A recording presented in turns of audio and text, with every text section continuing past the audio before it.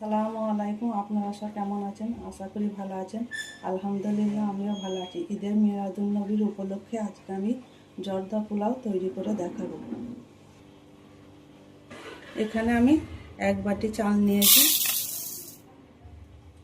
চালটাকে আমি পানি দিয়ে ভিজিয়ে রেখে দেবো, ভালো করে ধুয়ে নেব। যে আমি আধ ঘন্টার মতো চালটাকে ভিজিয়ে ঢাকা দিয়ে রেখে দিলাম। একটা প্যান বসিয়ে দিয়েছি, প্যানটা গরম হয়ে গেছে। এবার আমি এখানে 2 চামচ ঘি দিয়ে দিলাম।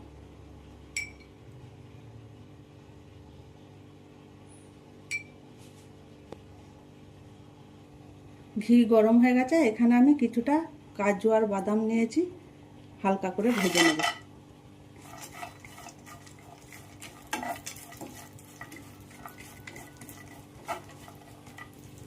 আর কিছুটা কিশমিশ নিয়েছি, এটাও আমি দিয়ে দিলাম। দিয়ে ভালো করে আমি ভেজে নেব। কাজু বাদাম কিশমিশগুলো আমার ভাজা হয়ে গেছে। এবার আমি গ্যাসটা বন্ধ করে কাজু বাদামগুলো রেখে দিলাম, পরে ব্যবহার করব। কড়াই বসিয়ে দিয়েছি। চালটা রান্না করার জন্য আমি এখানে পরিমাণ মতো পানি দিয়ে দিচ্ছি।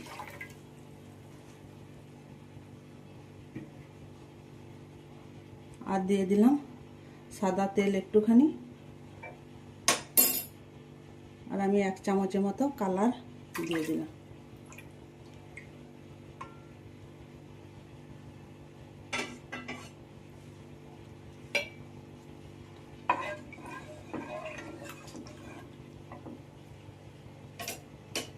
এবার আমি পানিটাকে ঢাকা দিয়ে ফুটতে দিলাম। পানিটা ফুটে গেছে। এবার আমি চালটা এখানে দিয়ে দিলাম।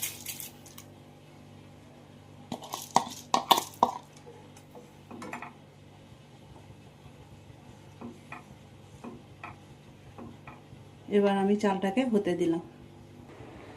এবার আমি চালটা ভেঙে দেখে নেব ঠিক এইভাবে। এই দেখুন বন্ধুরা, 2 আধখানা হয়ে গেছে। চালটা আমার হয়ে গেছে। এবার আমি একটা পাত্রে ঢেলে নেব।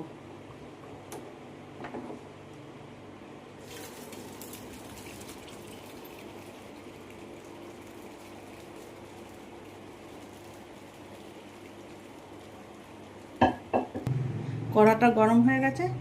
এবার আমি এখানে 3 চামচ ঘি দিয়ে দিচ্ছি।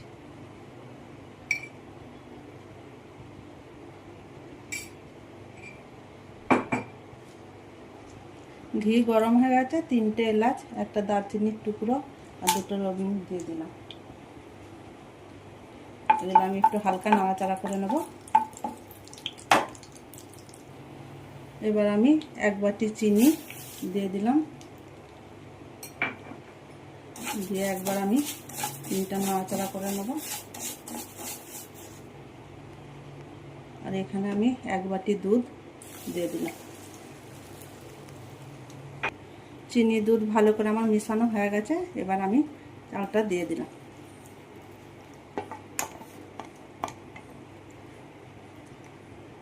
এবার দিয়ে আমি ভালো করে মিশিয়ে নেব।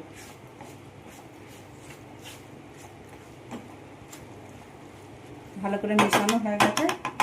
এবার আমি ঢেকে এটাকে 5 মিনিটের মতো হতে দিলাম। ঢাকনাটা খুলে আমি দেখে নেব। হালকা হাতে একবার নাড়াচাড়া করে নেব। এবার আমি ঢাকনাটা খুলি আর একবার জর্দা পোলাওটা আমি হতে দিলাম। এই দেখুন বন্ধুরা, জর্দা পোলাও আমার রেডি হয়ে গেছে। এবার আমি ওপর থেকে কাজু বাদামগুলো ছড়িয়ে দিলাম।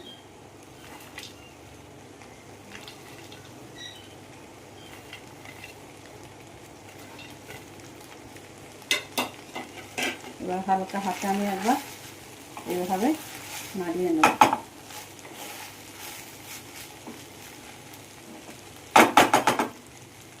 এবার আমি গ্যাসটা বন্ধ করে কিছুক্ষণ রেস্টে রেখে দেবো।